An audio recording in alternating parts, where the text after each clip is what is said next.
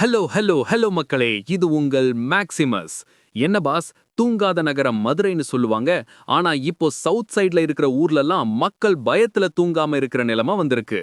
நாங்குநேரி ரத்த ஈரம் காயறதுக்குள்ள சிவகங்கையில நடந்த இந்த தாக்குதல் தமிழகத்தையே அதிர வச்சிருக்கு. இதோ அந்த 7 ஜொலிக்கும் கிரைம் தகவல்கள். 1.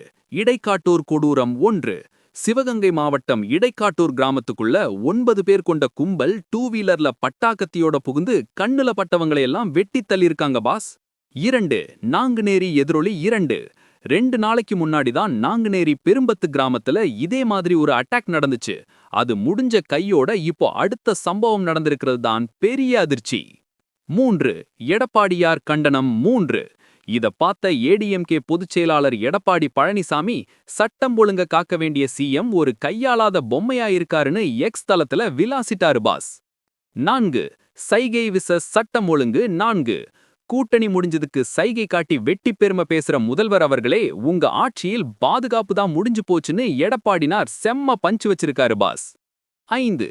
பட்டியலின மக்கள் பாதுகாப்பு 5.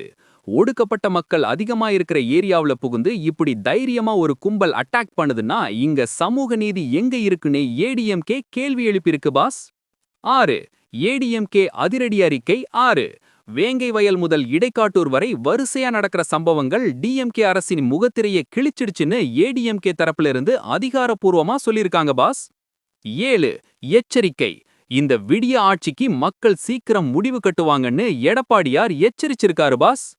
பாஸ், தென் மாவட்டங்கள்ல நடக்கிற இந்த வன்முறைக்கு காரணம் என்ன? டிஎம்கே அரசு சட்டம் ஒழுங்க தவற விடுதா? இல்ல ஏடிஎம்கே சொல்றது சரியா? கமெண்ட் பண்ணுங்க. தமிழகத்தின் அடுத்தடுத்த அதிரடி அப்டேட்டுகளுக்கு தொடர்ந்து இணைந்திருங்கள். ஸ்டே டியூன்ட் வித் பிராண்டி செய்திகள். Stay tuned. உண்மையை லவுடா சொல்லுவோம், குயிக்கா சொல்லுவோம். This is Maximus signing off. Keep watching. Bye bye. ஒரு விசில் போடுங்க பாஸ்.